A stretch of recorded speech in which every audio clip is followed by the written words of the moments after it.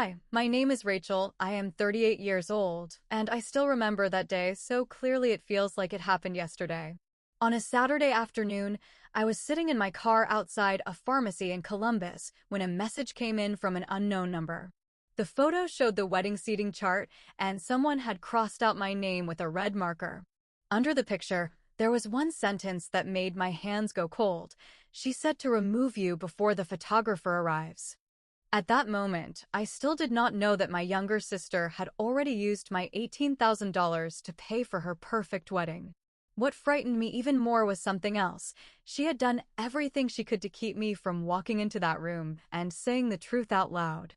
Before I tell you how one loan given out of love turned into the biggest humiliation of my life, please subscribe to the channel and like this video so you do not miss new gripping stories about trust, betrayal, family secrets, and decisions after which life never feels the same again. My sister Emily had always been the person our family protected from consequences. When we were children, she could break my mother's favorite vase, start crying before anyone else, and still receive a hug instead of a punishment. From an early age, I heard the same familiar phrase, and over time it became almost a rule in our family. My mother often said that Rachel was strong, smart, and would manage somehow, because older sisters were made for exactly that. For a long time, I even believed there was something honorable about that role. While others asked, I helped. While Emily cried, I found solutions. While our parents sighed with exhaustion, I pretended it did not hurt me. That went on for years, and eventually nobody even asked whether I had the strength to stay convenient for everyone. At that time, I worked as an administrator at a private medical clinic not far from downtown Columbus. My life was simple, predictable, and very far from the glossy wedding magazines Emily kept spreading across Mom's kitchen table. I had an old Honda, a credit card balance from dental work, and a kitchen sink that had been leaking underneath for 2 months. I saved money slowly, almost stubbornly, because I knew the value of every dollar after long shifts and sleepless nights. That was exactly why Emily's first phone call should have worried me more than it did. She called late in the evening, while I was reheating soup and trying not to think about the repair bill for my car. Her voice was shaking so badly that I immediately put down my spoon and pressed the phone closer to my ear. Emily said the wedding might fall apart because Brandon's parents had suddenly changed their minds about helping pay for the venue. Brandon was her fiancé, and from the very beginning, he seemed like the kind of man who made my sister less like herself. From the first dinner at our parents' house, I felt something unpleasantly cold about him. He smiled broadly, spoke calmly, and always found a way to insult someone while making it sound like a joke. When I said that a $40,000 wedding seemed risky for 2 people without stable savings, Brandon looked at me across the table and smiled softly. He answered that some people simply did not know how to dream big, then placed his hand on Emily's shoulder as if he had already won. Everyone at the table laughed awkwardly, and my sister lowered her eyes and smiled too.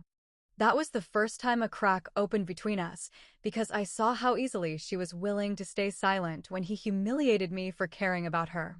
After that dinner, I carefully asked Emily several times whether she truly felt safe and peaceful with him. Every one of those conversations ended the same way. My sister got offended, Mom asked me not to ruin her happiness, and Brandon became even more polite and even colder. So when Emily asked me for money, I already knew the problem was not only the wedding budget. She cried into the phone, repeated that everything would fall apart without me, and swore she would pay back every single cent after the ceremony. According to her, Brandon was supposed to receive a big bonus, and his mother was only temporarily delaying the transfer. Everything sounded vague, but my sister's crying pressed that old button inside me again. The next morning, I transferred her the first $7,000, even though my heart was beating like I was doing something wrong. A week later, Emily asked for more because the florist needed an advance payment and the photographer was threatening to give their date to another couple. By the end of the month, the amount had grown to $18,000, and I had taken part of it from a credit line with painful interest. The first real chill in my chest came when Mom casually mentioned the invitations. She said the envelope was incredibly beautiful, with cream-colored paper, gold lettering, and a little wax seal. My envelope never arrived, although Emily kept assuring me there had been a mistake with the address. After that, Brandon stopped looking me in the eye during family gatherings. My sister started sending shorter messages, and Mom spoke in a strangely soft voice, as if she already knew something I was not supposed to know yet. I tried to convince myself I was only overthinking because of exhaustion, debt, and my old dislike of Brandon. But on the day of the wedding, a message from an unknown number shattered all my excuses with one photo. My name had not been lost in the mail, left off by accident, or swallowed by wedding chaos. It had been crossed out on purpose, and a few seconds after that photograph, a second message arrived explaining why Emily was so afraid of me showing up. The second message arrived before I even had time to breathe properly. It was not another photograph, and somehow that made it worse. The unknown person wrote, "I am sorry, Rachel, but they told everyone you were unstable and might make a scene about the money." For a few seconds, I just stared at those words while traffic moved around me in the pharmacy parking lot. My hands were still on the steering wheel, but I felt strangely disconnected from my own body. Unstable. That was the word my sister had used after taking $18,000 from me. Not generous, not helpful, not the person who saved her wedding date. She had turned me into a threat because I knew the truth. I called Emily right away, even though part of me already knew she would not answer. The phone rang 6 times, then went to voicemail with her cheerful little greeting. Hearing her voice almost broke something in me because she sounded so happy there. I tried again, then called my mother, then my father, each attempt making my chest feel tighter. Nobody answered, although I knew all of them had their phones. A wedding day does not make people disappear from their screens. It only makes them choose which calls they ignore. After the 4th unanswered call, I opened the first photo again. The seating chart looked elegant, with soft white cards clipped to a gold frame. My name had been written near table 4, between Aunt Linda and my cousin Megan. That meant I had been included at some point. Somebody had printed my name, arranged my place, and then crossed me out later. The thought made my stomach turn because it was not forgetfulness anymore. It was a decision. I saved both messages, took screenshots, and sat there trying to slow my breathing. Part of me wanted to drive home, lock the door, and pretend I had never seen anything. Another part of me wanted to walk into that venue and ask my sister why she needed my money but not my face. For most of my life, I had chosen the quiet option. I stayed calm when Emily forgot my birthday but cried if I missed hers. I stayed polite when Mom called me selfish for needing space. I stayed useful because usefulness felt safer than rejection. That afternoon, sitting under the gray Ohio sky, I realized usefulness had not protected me at all. It had only trained people to expect my sacrifice without gratitude. My phone buzzed again, and this time the unknown number sent a name. "My name is Kelsey. I am one of the bridesmaids.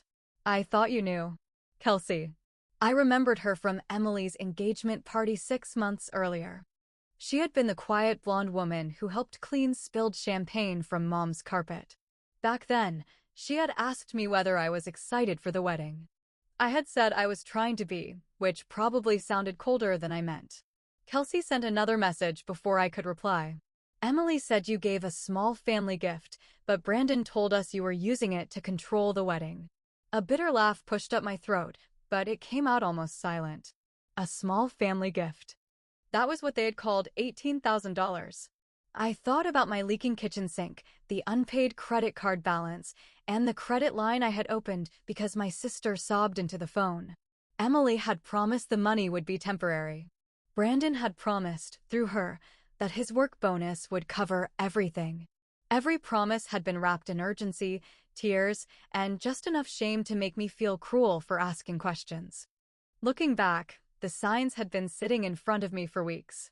Emily stopped talking about specific vendors whenever I asked for receipts. Brandon began stepping into conversations that used to belong to my sister. Mom started warning me not to bring negative energy into wedding plans. At the time, each moment looked small enough to explain away. Together, they formed a pattern I had been too tired to admit. Kelsey then wrote something that made the air feel thin inside my car. Brandon told Emily you would ruin their image if guests knew you paid. Their image. Those two words explained more than any apology ever could. Brandon came from a family that loved polished surfaces and expensive rooms. His mother wore pearls to casual dinners and corrected waiters with a smile. His father talked about investments as if every conversation needed an audience. From the beginning, I could tell they saw my family as acceptable only when quiet. A medical office administrator with an old Honda did not fit their story. A sister who questioned the budget fit even less. I asked Kelsey why she was telling me this now. Her reply came slowly, one sentence at a time, like she was afraid. She is crying in the bridal suite. Brandon's mom said security should watch the front doors. Your mom agreed because she said this day cannot become about you. For a moment, I forgot how to swallow. My mother had agreed. The woman who raised me, leaned on me, and called me strong had helped keep me outside. I wanted to feel angry, but the first emotion was something smaller and sadder. I felt embarrassed for ever believing they would choose fairness when convenience was available. The venue was only 20 minutes away from the pharmacy. I knew that because I had helped Emily compare locations late one night, back when she still called me her maid of honor in everything but the official title. She had never actually asked me to stand beside her. Somehow, I had excused that too. I started the car before I fully decided what I was doing. The engine rattled the way it always did, and the sound grounded me. As I pulled out of the parking lot, Kelsey sent one more message. Please be careful. Brandon said if you come, he has a plan. That sentence sat on my screen at the red light. I should have turned around then, because any reasonable woman would have protected herself first. Instead, I drove toward the wedding venue with my heart pounding, my bank account damaged, and a terrible feeling that the money was only the beginning. When I reached the long driveway lined with white ribbons, I saw Brandon standing near the entrance with his phone pressed to his ear. He looked calm, polished, and completely unsurprised, as if he had been waiting for me. Then I saw my mother beside him, holding something in her hand that looked like a folded check. And when Brandon turned slightly, I heard him say my name into the phone. Brandon saw my car before I even reached the valet stand. His face did not change, which frightened me more than anger would have.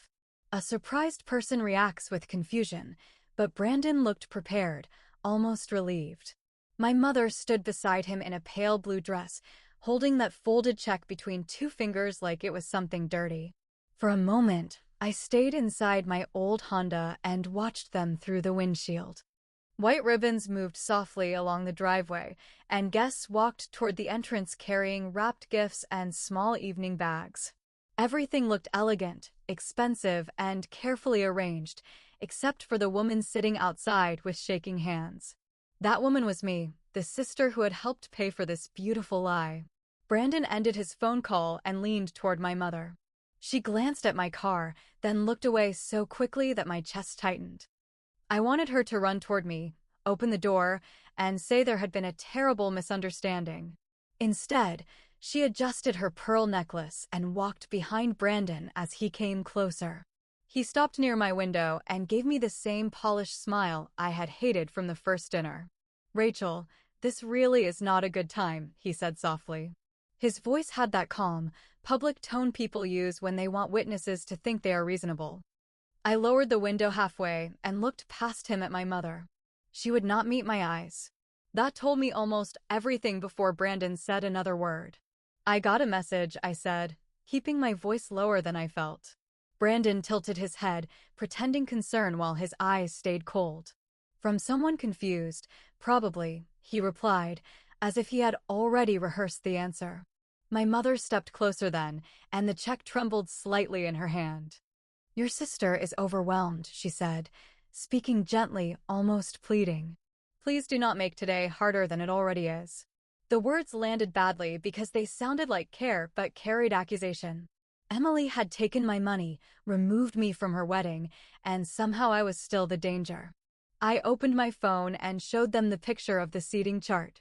My crossed-out name sat between my relatives like a wound nobody wanted to explain. Brandon barely looked at it before slipping his hands into his jacket pockets. There were concerns about how you might behave, he said. A laugh rose in my throat, sharp and painful, but I swallowed it. Because I asked where my $18,000 went? I asked. My mother closed her eyes for a second, like I had said something vulgar. Brandon's smile disappeared just enough for me to see the real man underneath. He leaned closer to the window, lowering his voice so passing guests would not hear. "You helped your sister," he said. "Turning that into a debt during her wedding is cruel." That was the first time I understood how completely he had changed the story. A loan had become generosity, receipts had become control, and my questions had become cruelty. My mother unfolded the check and pushed it toward me through the window. The amount written on it was $2,000. For several seconds, I stared at the number, thinking I had missed a zero. "This is what we can do today," she whispered. "Please take it and go home." Something inside me went very still. $18,000 had kept the venue, flowers, photographer, and dinner alive. $2,000 was the price my mother had chosen for my silence. I did not touch the check. Brandon noticed, and his jaw tightened. "Rachel, guests are arriving," he said. "Nobody wants a scene." That phrase had followed me my whole life in different forms. Do not upset your sister. Do not stress your mother. Do not embarrass the family.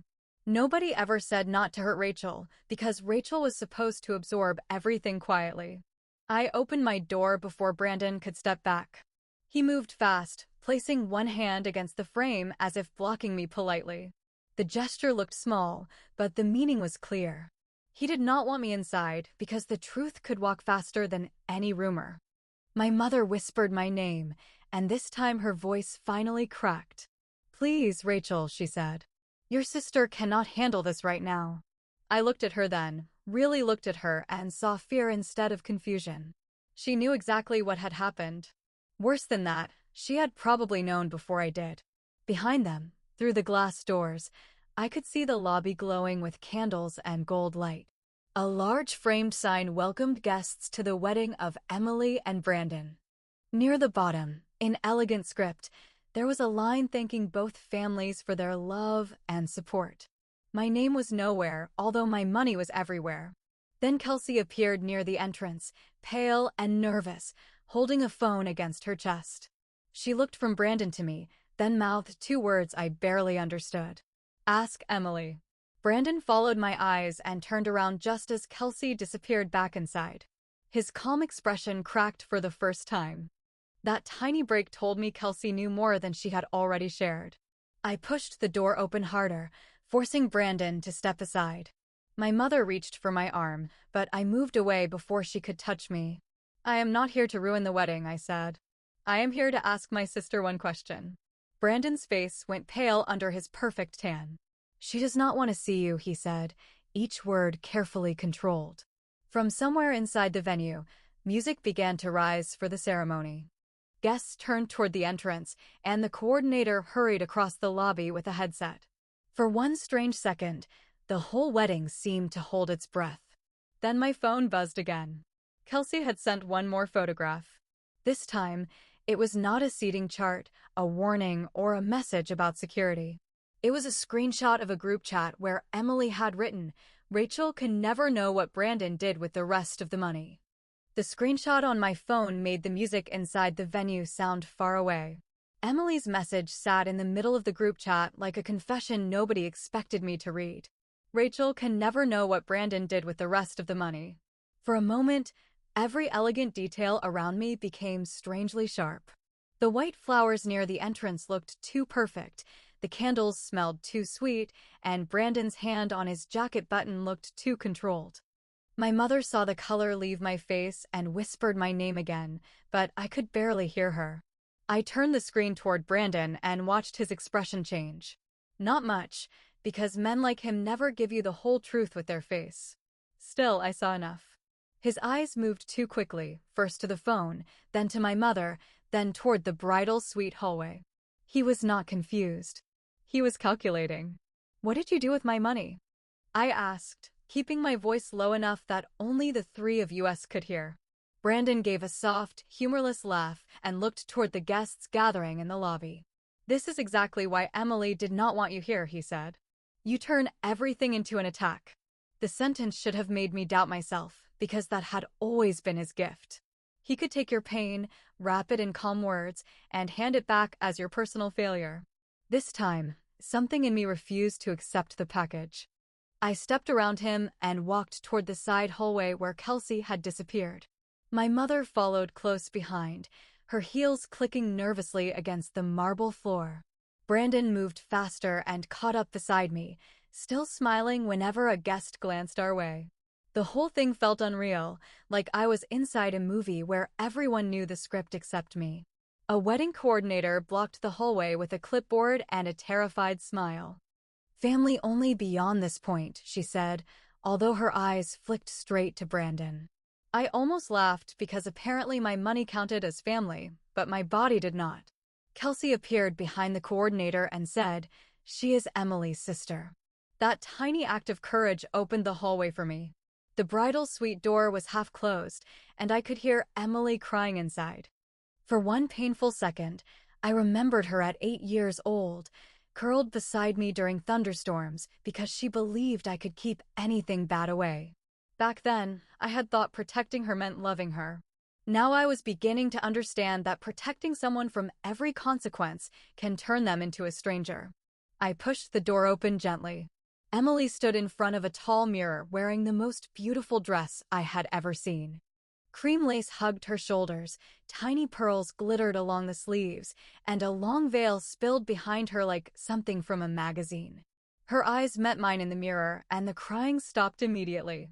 That silence told me she had known I might come. "Rachel," she said, barely above a whisper. Brandon stepped into the room behind me before I could answer.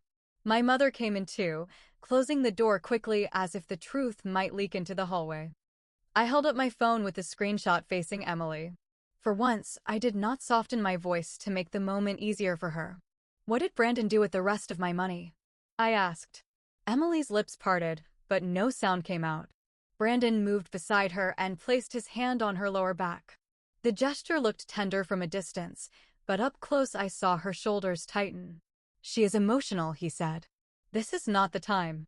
Emily looked down at the floor, and that small movement answered more than his words. I had spent months warning her that something about him felt wrong. Everyone called me bitter, controlling, jealous, and unable to be happy for my sister.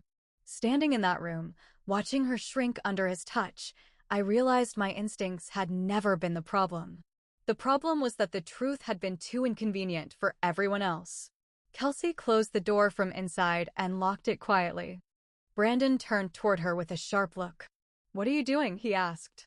Kelsey swallowed hard, then looked at Emily. "She deserves to know," she said. "You both know she does." Emily pressed one hand to her mouth and started crying again. This time, the sound was different. It was not the dramatic crying she used when she wanted help. This was the kind that comes when a person runs out of places to hide. Brandon's mother knocked from the hallway, asking whether everything was fine. Nobody answered. I stepped closer to Emily, still holding the phone. "The wedding cost $40,000, I said. "You took $18,000 from me, so tell me why Kelsey says Brandon used the rest." Emily closed her eyes. Then she said something so quietly that I almost missed it. "He said he would fix it before anyone found out." The room tilted. My mother grabbed the back of a chair. Brandon muttered Emily's name like a warning, but she kept talking. "There had been a business investment," she said, something Brandon called temporary. He had taken money meant for the venue balance and put it into a private deal with one of his friends. When that money disappeared, he used my first transfer to cover the missing payment. After that, every new emergency had not really been a florist, a photographer, or a caterer demanding more money. Most of those emergencies had been Brandon trying to plug holes he had created. I stared at my sister, hearing each sentence land harder than the last. "This is insane," I said, and my voice sounded calmer than I felt. Emily flinched because she knew it was worse than insane. It was theft dressed as romance, panic dressed as planning, and manipulation wrapped in a white satin bow. Brandon finally dropped the polite mask. "She offered to help," he snapped. "Nobody forced her to transfer anything." Those words did more than hurt me. They freed me. Until that second, some quiet part of me had still hoped for shame, remorse, or one clear sentence proving he understood what he had done. Instead, Brandon gave me the truth with his arrogance. He had never seen me as family. He had seen me as available money. I turned to Emily, waiting for her to defend me, herself, or anything honest between us. She wiped her face carefully, trying not to ruin her makeup, and whispered that the ceremony was supposed to start. That was the moment I understood why she had crossed out my name. Not because I hated Brandon. Not because I might make a scene. Emily had kept me away because looking at me would force her to remember who paid for the lie she was about to marry. Before I could say anything else, Brandon's mother opened the door with a venue security guard beside her. She looked straight at me, then at the phone in my hand. With a cold smile, she said, "Rachel, we need you to leave before you embarrass yourself further." Brandon's mother said those words with such perfect calm that, for one second, I almost felt ashamed. She stood in the doorway wearing a silver dress, a diamond bracelet, and the expression of someone who had never been told no by anyone she considered beneath her. The security guard beside her looked uncomfortable, probably because he had expected a screaming woman, not a tired sister holding screenshots and bank records. I looked at Emily first, because some part of me still wanted her to stop this. She stood in front of the mirror with tearful eyes, a trembling mouth, and $18,000 of my trust stitched into the room around her. The dress, the flowers, the music, the candles, even the photographer waiting outside the door had all become proof that I had loved her more carefully than she had loved me. Brandon's mother repeated herself, slower this time, as if I had misunderstood the insult. "Rachel, this is a private family event, and your presence is upsetting the bride." That sentence almost made me laugh because I was Emily's family until the bill arrived. After the money cleared, I had somehow become an outsider with bad timing.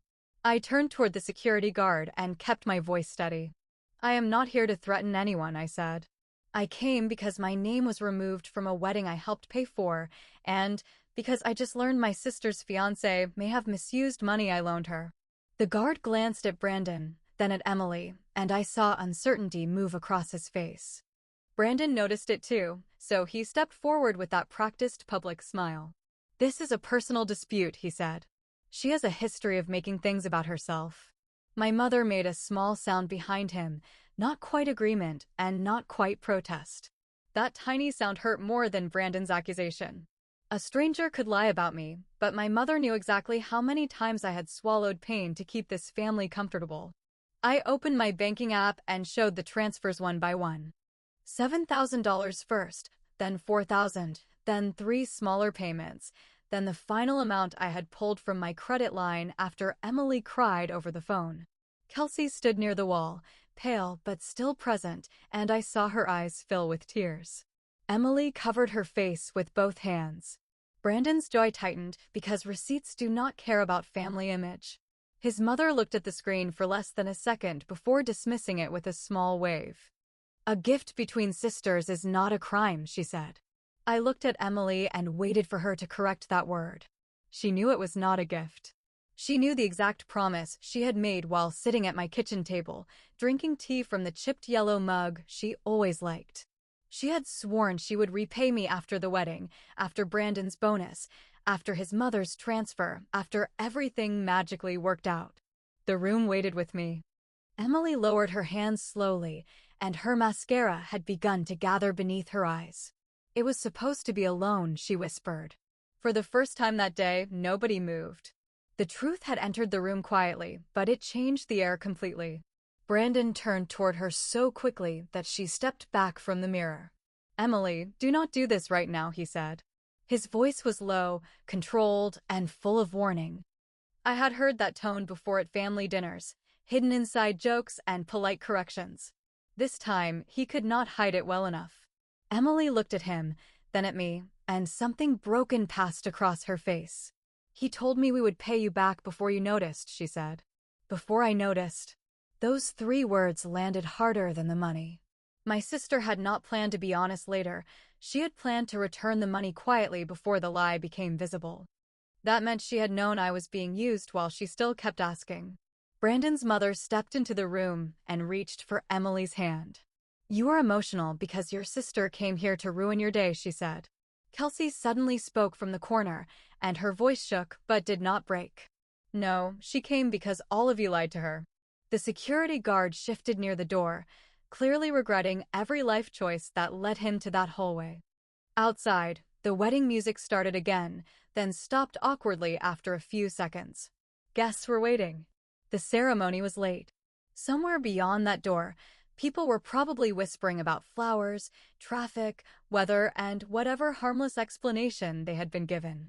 Nobody knew that the bride was standing in a locked room, deciding whether to protect her marriage or tell the truth about the sister she had erased. I looked at Emily and felt the old instinct rise inside me again. The part of me that wanted to save her, soften the moment, and carry the shame so she could walk down the aisle untouched. That instinct had shaped my whole life. It had emptied my savings, bent my boundaries, and made me easier to use than love. For once, I did not obey it. "I am leaving now," I said. "Not because you told me to, and not because I am scared of being embarrassed." Emily looked up sharply, as if my calm frightened her more than anger would have. "I am leaving because I refuse to stand in a room where my silence costs more than your honesty." My mother started crying then, quietly, almost politely. I wanted to comfort her, which made me angry at myself. Even after everything, my first impulse was still to take care of the people who had watched me be humiliated. I turned toward the door, but Brandon stepped into my path. His smile had disappeared completely. "You walk out with those screenshots," he said, "and you will never see a dollar of that money again." The threat should have scared me. Instead, it made everything simple. I raised my phone, opened the voice recorder, and said clearly enough for everyone to hear, "Please repeat what you just said." Brandon's face changed. Not dramatically, not enough for a stranger to notice, but enough for me to know I had finally touched something real. His mother immediately told him to stop talking. The security guard opened the door and cleared his throat, suddenly very interested in helping me leave safely. As I stepped into the hallway, Emily called my name. For one breath, I hoped she would apologize. For one foolish second, I imagined her lifting that dress, walking out after me, and choosing the truth before it became too late. Instead, she asked whether I was really going to do this to her on her wedding day. I looked back at my sister, standing in lace and pearls, surrounded by the beautiful disaster I had helped fund. "No, Emily," I said. "You did this before I ever arrived." Then I walked out through the lobby while guests stared, music restarted, and my phone kept recording inside my clenched hand. I had almost reached my car when Kelsey ran after me, breathless and shaking, with a folded packet of papers pressed against her chest. She grabbed my arm near the valet stand and whispered that there was something else Brandon had hidden. When I opened the first page, I saw my own name printed beneath a line I had never agreed to, and the signature at the bottom looked almost exactly like mine. Kelsey's hands were shaking so badly that the papers made a soft rustling sound between us. I stood near the valet stand with wedding music drifting through the open doors, staring at my own name printed on a document I had never seen before. At the top of the page were the words, "Personal Guarantor Agreement," followed by the name of the catering company Emily had claimed was already paid. My eyes moved down the page slowly, almost unwillingly, until they reached the signature line. The handwriting looked close enough to mine to make my stomach twist. It had the same slant, the same long loop on the R, and the same careless curve at the end of my last name. Someone had studied my signature. Someone had copied it. Kelsey whispered that she found the packet in Brandon's garment bag while looking for Emily's emergency makeup kit. According to her, Brandon had been furious earlier because a vendor representative had called asking about final payment. He told his mother it was handled, then shoved the papers into his bag before the ceremony. Kelsey said she knew something was wrong when she saw my name. I turned the first page with numb fingers and found another document underneath.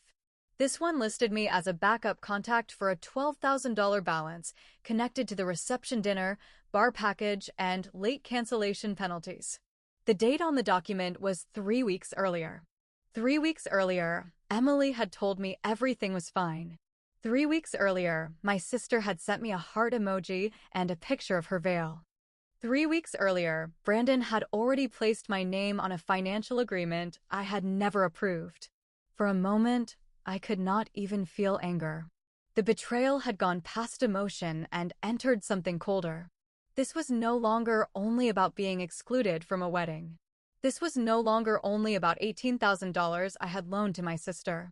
Brandon had dragged my name into debt without my consent, and Emily had either known or chosen not to ask.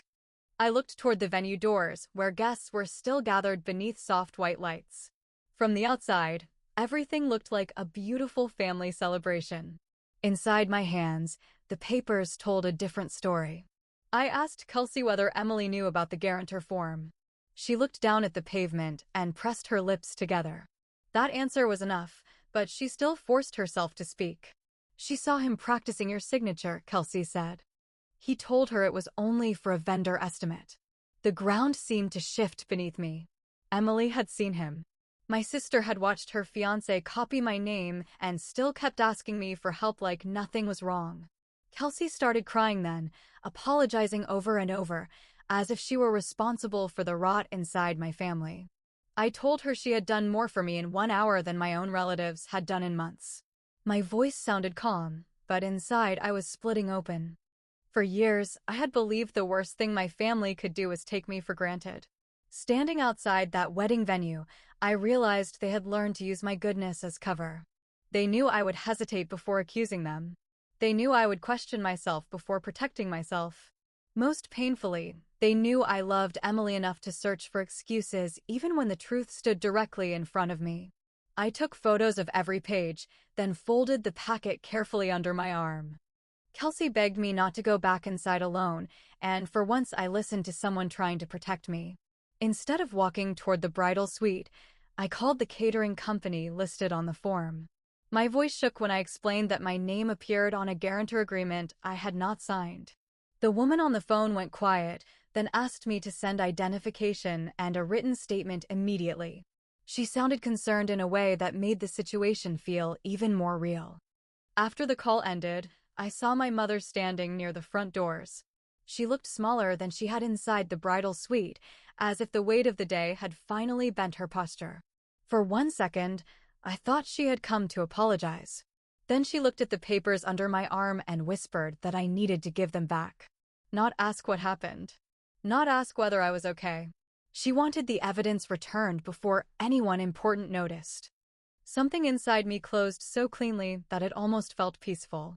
I told her I was calling an attorney on Monday, and she reacted like I had slapped her. Her face crumpled as she said Emily would never recover from public humiliation. I stared at my mother, the woman who had taught me to be strong only when strength benefited everyone else. "Emily may not recover from humiliation," I said quietly, "but I might not recover from fraud." That word changed her expression. Fraud sounded ugly because it was ugly. It did not fit the flowers, the music, the ivory dress, or the family photos they wanted to take without me. My mother began crying harder, saying Brandon must have pressured Emily, saying love makes people desperate, saying weddings make everyone irrational. For most of my life, those words would have worked on me. I would have softened, comforted her, and promised not to make things worse. That afternoon, I finally understood that protecting lies is not kindness. It is just another way to punish the person who was hurt. Behind my mother, the venue doors opened again. Emily stepped outside in her wedding dress, holding the front of her skirt with both hands. Brandon followed a few steps behind her, his face tight and angry beneath the perfect lighting. Guests near the entrance turned to watch, and a strange hush moved through the driveway. Emily's eyes went straight to the papers under my arm. She did not look surprised. That hurt more than any confession could have. Brandon reached her side and told me I was making a mistake I could not undo. I held up the guarantor agreement and asked him whether he wanted to explain my signature in front of everyone. For the first time since I had met him, Brandon had nothing smooth to say. Then Emily looked at me with tears shining under her makeup and whispered something that made the whole driveway disappear around us. She said, "Rachel, I was going to tell you after the honeymoon." Emily's words moved through the driveway like a crack across glass. I was going to tell you after the honeymoon, she said, and somehow she looked wounded that I did not feel grateful. For several seconds, I could not answer her. The guests near the entrance had gone quiet, pretending not to listen while hearing every single word. My father appeared behind a group of cousins, his gray suit slightly wrinkled, his face already pale with confusion. He looked at Emily, then at Brandon, then at the papers in my hand. For the first time that day, someone in my family seemed to realize this was not just drama. This was something with documents, signatures, debt, and consequences. Brandon stepped closer to me, lowering his voice enough to sound controlled. "You are humiliating your sister in public," he said. The old version of me would have flinched at that. She would have worried about the guests, the whispers, the photos, the family group chat exploding before dinner. That woman had lived inside me for 38 years. She had cleaned up messes, softened truths, and paid bills she never created. Standing in that driveway, holding proof that my name had been forged, I finally felt her step back. "I did not forge my own signature," I said. "I did not hide my own invitation, and I did not steal from myself to protect a wedding." My father moved toward us slowly, his eyes fixed on the guarantor agreement. Mom tried to reach for his sleeve, but he pulled away from her. That small movement told me she had not told him everything. He took the papers from my hand, read the first page, and looked up at Emily with a face I had never seen before. It was not anger at first. It was disbelief turning into grief. "Did you know about this?" he asked her. Emily started crying again, but this time nobody moved to comfort her. Brandon answered before she could speak, saying the document was only a misunderstanding with a vendor. My father did not look at him. He kept staring at my sister, waiting for the answer she had avoided for months. Emily wiped under one eye carefully, protecting the makeup she had chosen over honesty. "She was never supposed to be charged," she whispered. That sentence told the whole story. Emily had not thought of me as innocent. She had thought of me as unlikely to notice. My father folded the papers with shaking hands and looked at my mother. "You knew Rachel was not invited?" he asked. Mom looked toward the venue doors, as if the answer might be waiting inside with the flowers. Then she whispered that she wanted to keep the day peaceful. Peaceful. That word felt almost obscene beside my crossed-out name and copied signature. I had mistaken peace for love for far too long. Now I understood that their peace had always required my silence. The wedding coordinator hurried outside with a headset pressed to one ear. She tried to smile, but her eyes kept moving between Brandon's mother and the security guard. The ceremony was now almost 40 minutes late. Guests were beginning to call other guests, and whispers were spreading faster than the music could cover them. Brandon's mother stepped forward and announced that this private matter would be handled after the ceremony. Her voice had the brittle confidence of someone used to arranging reality around her preferences. Kelsey surprised everyone by speaking again. "There should not be a ceremony until Rachel knows whether her name is tied to that debt," she said. A few bridesmaids stood behind her now, silent but watching. I realized then that Kelsey had not been the only person uncomfortable with what was happening. She had simply been the first one brave enough to break the performance. Brandon turned on her with a look so sharp that even Emily stepped away from him. The movement was small, but I saw it. So did my father. He took my elbow gently and asked whether I wanted to leave. For years, he had been quiet in the background while Mom managed the emotional weather of our family. That afternoon, his quietness finally looked like shame. I told him I needed copies of every payment, every message, and every promise Emily had made. My voice did not shake as much as I expected. Maybe the body finds strength when the heart finally stops negotiating with betrayal. Brandon laughed under his breath and said I would destroy my own family over money. I turned toward him, feeling strangely calm. "No, Brandon," I said. "You used family to hide what you did with money." The words landed hard enough that several guests looked away. Emily sobbed my name, but I could not tell whether she wanted forgiveness or rescue. Those two things had always looked too similar in our family. I walked to my car with the papers under my arm, while my father followed a few steps behind me. Mom stayed near Emily, one hand over her mouth, still caught between the daughter who cried louder and the daughter who had finally stopped absorbing pain. Before I opened my car door, my father handed back the guarantor agreement. His voice was low when he told me to protect myself first.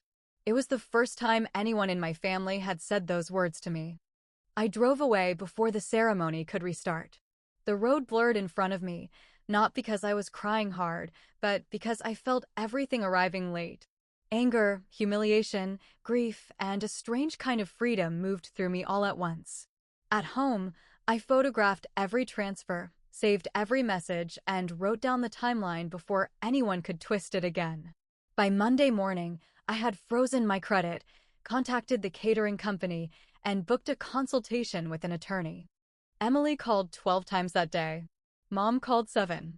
Brandon sent one message through my sister's phone, saying legal action would make me look unstable. I saved that too. 3 days later, my attorney sent formal letters to Emily, Brandon, and the vendor. That evening, my father came to my apartment with a folder of printed emails he had found on Mom's laptop. He stood in my doorway looking older than he had at the wedding. Inside the folder was the one thing I had not expected. Brandon had not only forged my signature. He had tried to use my name for a second loan 2 days before the wedding. The second loan application had my name, my address, and enough personal information to make my skin go cold. Brandon had listed me as a co-borrower for $25,000 through a private financing company I had never contacted.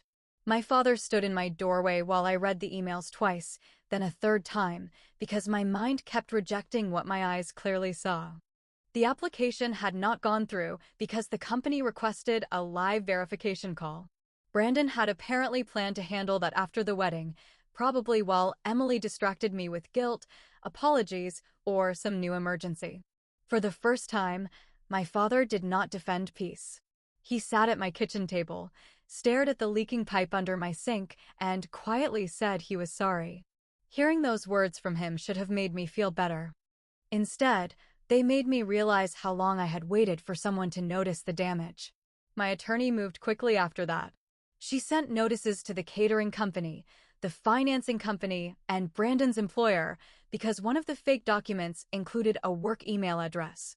She told me to stop speaking directly with Emily, Brandon, or my mother until everything was documented. That instruction felt almost impossible at first.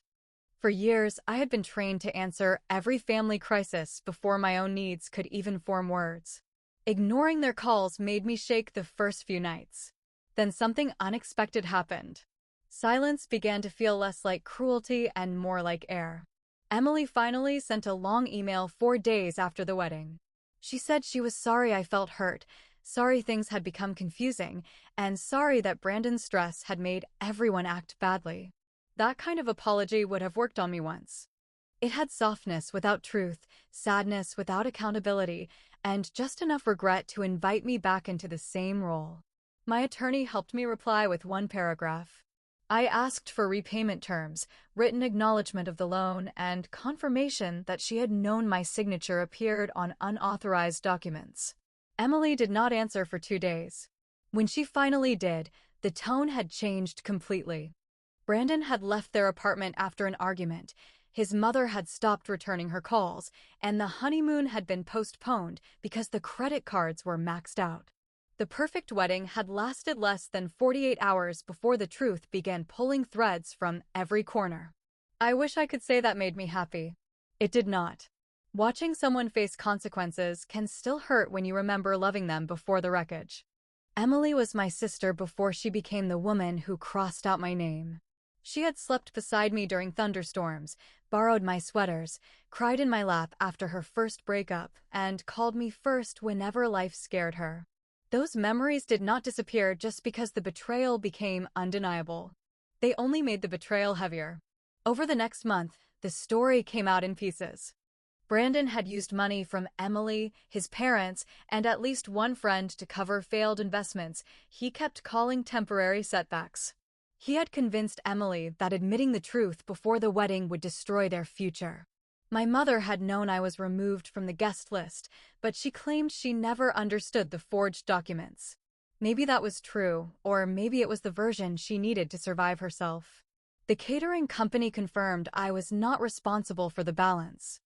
The financing company flagged the loan attempt as suspicious and closed the application. Eventually, under pressure from my attorney and my father, Emily signed a repayment agreement for the $18,000. She cried while signing it, but I did not comfort her. That small choice felt cruel for about 5 minutes. After that, it felt like finally telling the truth with my whole body. Brandon never apologized to me. He sent one final message from an unfamiliar number, saying I had poisoned Emily against him. I saved the message, forwarded it to my attorney, and blocked the number before my hands could start trembling again. 3 months later, Emily moved back into my parents' house. Her marriage was technically still legal, but the wedding photos disappeared from her social media. Sometimes Mom called and left voicemails about forgiveness, family, and how short life can be. I listened once, then stopped playing them. Forgiveness had been used too many times in our family as a broom. Everyone wanted it to sweep the floor before anyone admitted who broke the glass. My life did not become beautiful overnight. The credit lines still had interest, my kitchen still needed repairs, and my heart still reacted whenever Emily's name appeared on my phone. Yet something important had changed. I no longer confused being needed with being loved. A year after the wedding, Emily sent me a picture from a coffee shop where we used to meet after work. Her message said she missed her sister and hoped we could talk someday without lawyers, money, or Brandon between us. I stared at that text for a long time. Part of me wanted to drive there immediately and rebuild everything from the pieces. Another part of me remembered the red marker across my name. In the end, I wrote back only one sentence. I told her that someday might come, but trust would not return just because she finally felt lonely. After sending it, I put the phone face down and sat quietly in my half-repaired kitchen. Water no longer leaked under the sink because I had finally paid someone to fix it. That small repair meant more to me than it probably should have. For the first time in years, something in my life stayed whole because I chose to protect it. I do not know whether Emily and I will ever become close again. Maybe one day she will understand that love without honesty becomes another kind of debt. All I know is that I paid too much for her wedding, but the lesson I carried out of that venue became mine to keep. I learned that family can ask for help, but love should never require you to disappear. And whenever I remember my name crossed out in red, I no longer see only humiliation. I see the exact moment I stopped begging for a seat at a table where my silence was the real invitation.